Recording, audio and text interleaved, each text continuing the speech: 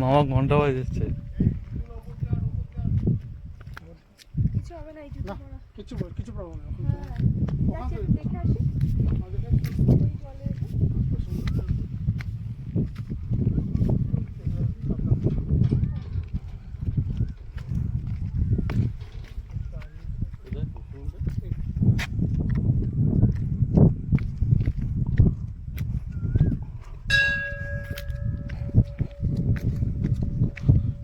Total 4খানা আছে।